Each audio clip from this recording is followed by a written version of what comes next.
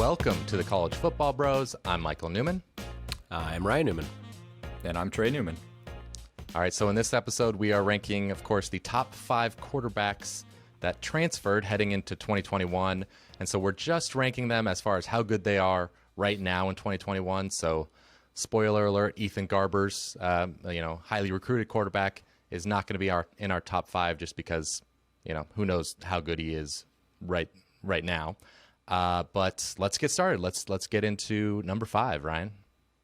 Number 5, we'll start off with Jack Coan, former Wisconsin Badger. Now he's taking his talents to South Bend, playing for Notre Dame. That's nice. Taking his talents to South Bend. That works. Yeah, it worked out.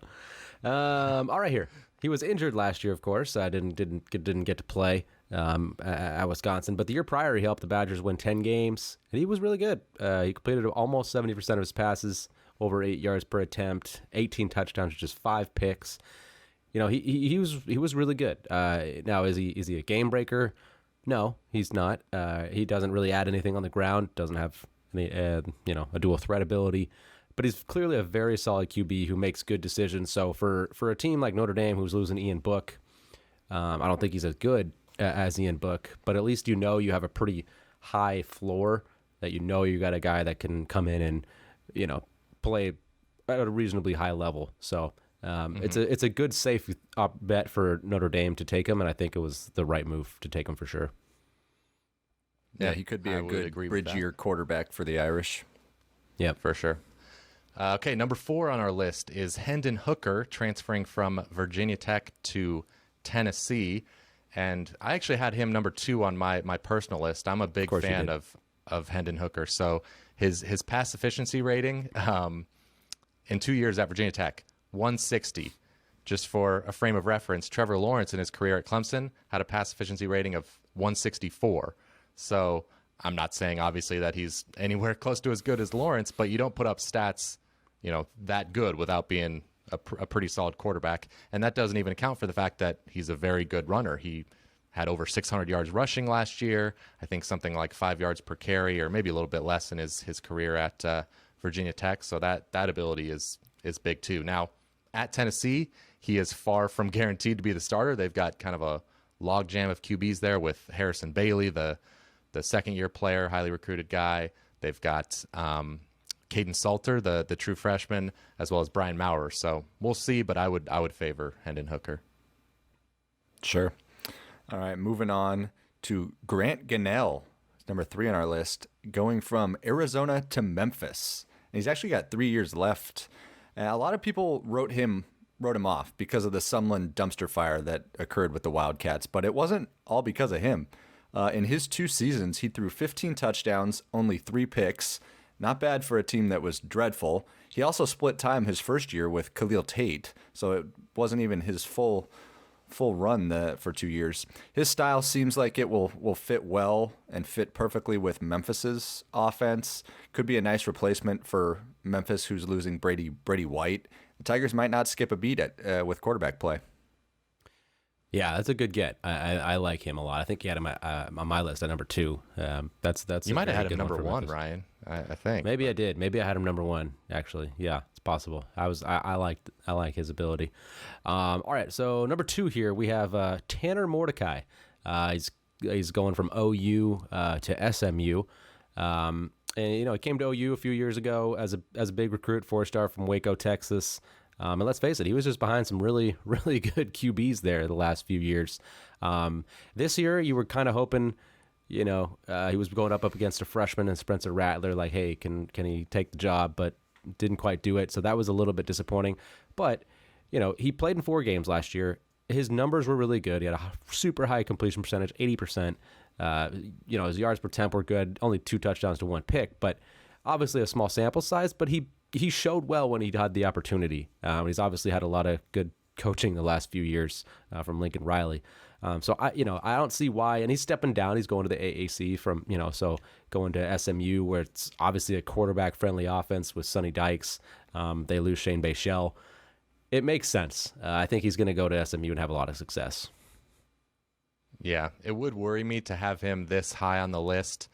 Just given, I guess Austin Kendall is maybe the one guy. Him, of course, transferring from OU to West Virginia and not having much success gives me cause for pause as to what to expect from Mordecai. But going to SMU gives me some confidence. Like, if he does get that starting job, Sonny Dykes is going to coach him up. So it'll probably look good if you had him this high. Yep. All right. And that leads us to number 1, McKenzie Milton. He's for sure well, of course, he's going from UCF to Florida State. And he's number 1 in terms of name and history, and has to be someone that I feel like everyone will root for, given the injury he's coming off of. I'm just hoping he can be like Alex Smith in the NFL the year he had after the devastating leg injury. No doubt his talent is good enough when he's right. The other tough element with this transfer, though, is can Florida State, the team, improve around him? They've done a lot in terms of other transfers, and if they improve around him and he plays near his UCF level, Milton could be easily the best transfer of the bunch this year. Yeah, he's clearly got the highest ceiling because we've already seen it. Like, we've seen him be one of the best quarterbacks in the country. So, like you say, the health is just really the primary question. All right, let's recap the top 5 here. Throw that up on the screen for the viewers. And as we're looking at that, how about some honorable mentions? So I'll get us started with a couple. I had Tyler Shough pretty high, leaving Oregon, going to Texas Tech. I know it seems like Oregon didn't totally trust him at the end of the season throwing the ball, but you look at his stats overall, I mean, he had a reasonably good season. I know you got a lot of talent around you there at Oregon, but he's got a lot of potential. And then Logan Bonner is an interesting one, following Blake Anderson from Arkansas State to Utah State. He was solid there. Yeah, I like that one. Logan Bonner was definitely a good QB at Arkansas State. I'm going to go with my former boy, Charlie Brewer. He's going from Baylor to Utah. So is every other transfer quarterback, it seems like, nowadays. What's up with that? They got a couple Texas quarterbacks. Yeah, they got Jaquindon Jackson this year. I know. It's like, what's Cameron going on Rising here? Is still there, right? Last year, yeah. Yeah, and then Coach Jake Bentley was there from South Carolina. Right. Like, yeah. All of a sudden, they're just bringing in a bunch of dudes. But Jake Bentley's now the guy that's transferring. He could have, been somewhere on your list. Yeah, he's South Alabama, right? So. Okay, that sounds right. Yep. And anyway, so Charlie Brewer, I mean, he played 4 years at Baylor. Obviously, this past year was disappointing. You can forgive. They lost a ton. New coaching staff. It was a uphill battle for sure. Year prior, he was really good. He's not amazing.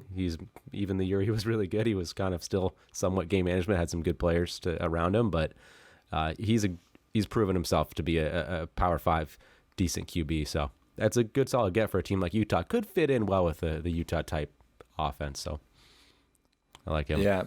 I'm going with kind of an all-or-nothing guy, Alan Bowman, going to Michigan. I really liked him at Texas Tech, especially his first year under Kingsbury. He has had to battle injuries, which is a concern, but Michigan really needs a quarterback that can stretch the field. And if Bowman ends up winning the job, which that's not for sure with guys like McNamara, but Bowman can certainly stretch the field. So that's one guy. And then another guy, Bailey Zappe, to Western Kentucky, coming from Houston Baptist. Off the radar guy, but Western Kentucky had dreadful passing offense with Pegram last year. This kid, he's a gunslinger, could elevate Western Kentucky back. Yeah, Western Kentucky brought in a lot of transfers, and yeah, I remember. I think it's Zappe. I don't quite remember. I don't expect either of us to know how to pronounce Houston Baptist's quarterback's last name, at least not before the season. But I do remember watching him play against Texas Tech because they almost beat Texas Tech, like and he had a something game. It was like 60-50. It was just some crazy. Yeah, game. high scoring game. So yeah, he's proven it against. Well, I say Power 5. Texas Tech's defense wasn't the greatest, but no, should be interesting. Cool. Well, that'll do it for this episode of the College Football Bros. Let us know in the comments who you think is the biggest snub from our list. Let us know how to pronounce Bailey Zappe if you're a Houston Baptist fan. And let us know who you think is the best quarterback transfer. Who would you have had number 1 on your list? So if you like the video, give it a thumbs up, subscribe, and we will see you next time. You've been watching the College Football Bros. Be sure to subscribe here on YouTube and in your podcast app for college football content all year round. For bonus episodes and access to our Discord chat, join our Patreon at patreon.com/collegefootballbros. Thanks for watching.